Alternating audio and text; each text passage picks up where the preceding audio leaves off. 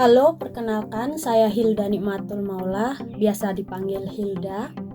Saya adalah mahasiswa Universitas Siber Asia, jurusan PJJ Komunikasi KM 103. Melalui video ini, saya akan memaparkan hasil pengamatan saya terhadap tayangan televisi selama 5 hari.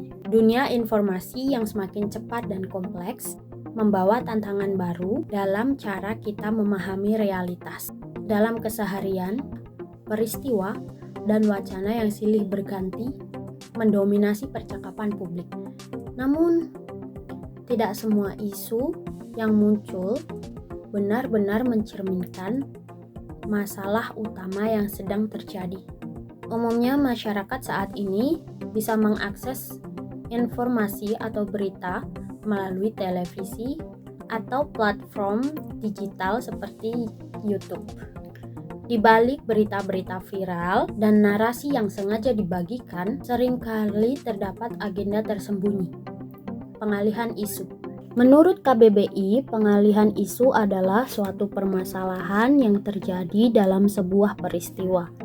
Entah benar atau tidak, yang kemudian dilakukan upaya agar isu tersebut tertukar dengan isu atau kabar yang lain dengan tujuan agar masyarakat secara umum dapat teralihkan pandangannya daripada isu awal yang ramai diperbincangkan. Pengalihan isu sangat erat kaitannya dengan teori agenda setting dan teori framing, di mana media bisa mengalihkan perhatian publik dari isu krusial ke isu yang lainnya yang kurang penting, yang dapat menguntungkan pihak tertentu dengan cara mengalihkan fokus dengan membuat cerita yang dilebih-lebihkan. Selama 5 hari ini saya mengamati program acara TV dari RCTI, yakni seputar iNews siang. Saya melakukan pengamatan ini melalui kanal YouTube official mereka, yakni iNews Official. Program seputar iNews siang menyediakan setidaknya 10-15 menit per episodenya, dengan jam tayang yang relatif singkat, pukul 11.30 sampai 12.15 waktu Indonesia Barat. Pada hari pertama, yakni 27 November, saya menonton berita dengan judul Banjir Bandang Menerjang Kabupaten Tapanuli Selatan. Rumah luluh lantah, air capai atap rumah. Berita ini memperoleh tayangan hingga 8.224.000. Berita ini menayangkan sebuah video banjir bandang yang menerjang di Tapanuli Selatan, Sumatera Utara. Dilihat dari agenda setting saat media menayangkan isu banjir sebagai headline, sebenarnya media ikut membantu dalam mempercepat penanganan bencana alam di suatu daerah. Apalagi banjir bandang di Tapanuli ini menyebabkan listrik mati sehingga tidak ada internet atau sinyal untuk mengirim pesan bantuan secara daring. Sungguh disayangkan, hal ini harus teralihkan oleh berita lain, penangkapan pocong oleh polisi di Jakarta Utara.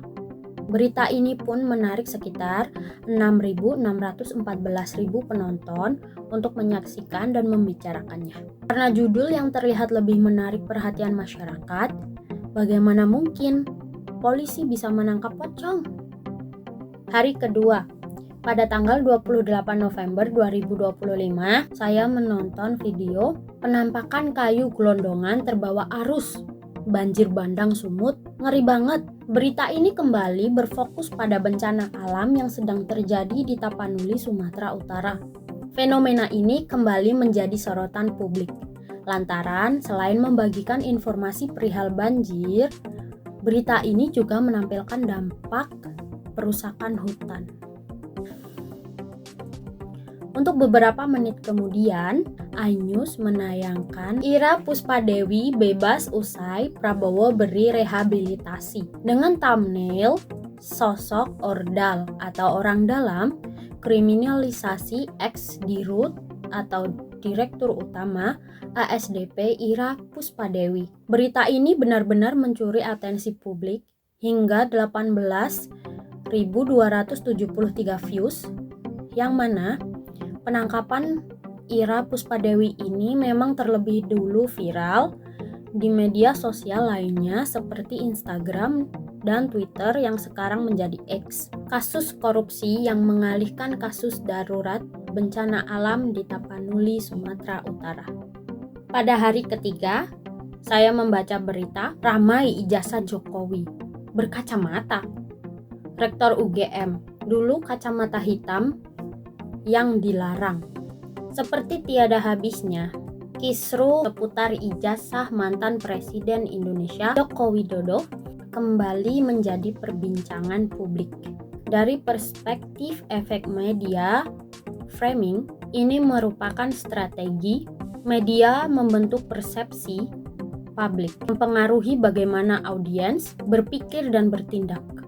Dalam perspektif pengalihan isu, tentu saja berita ini merupakan taktik untuk mengalihkan perhatian publik dari isu utama dengan menampilkan tokoh utama seperti mantan Presiden Republik Indonesia. Pada hari keempat, 1 Desember 2025, saya mengamati berita penyebaran rekaman CCTV dilaporkan. Inara Rusli ambil langkah hukum. Inara Rusli merupakan selebgram dan influencer yang saat ini tengah diterjang isu perselingkuhan, isu selebritas, tokoh publik, serta konten viral yang dibuat-buat adalah upaya untuk mengalihkan isu yang lebih penting. Untunglah beberapa menit kemudian iNews menayangkan berita pasca banjir Pidijaya, Gajah Sumatera ditemukan mati di tumpukan kayu gelondongan.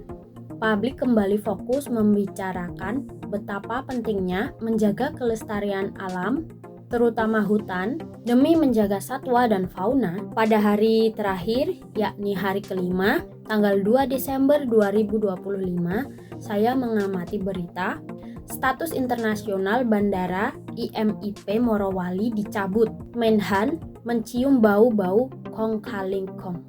Kita mengetahui bahwa tayangan mistis seperti hantu dan supranatural sangat digandrungi oleh masyarakat Indonesia.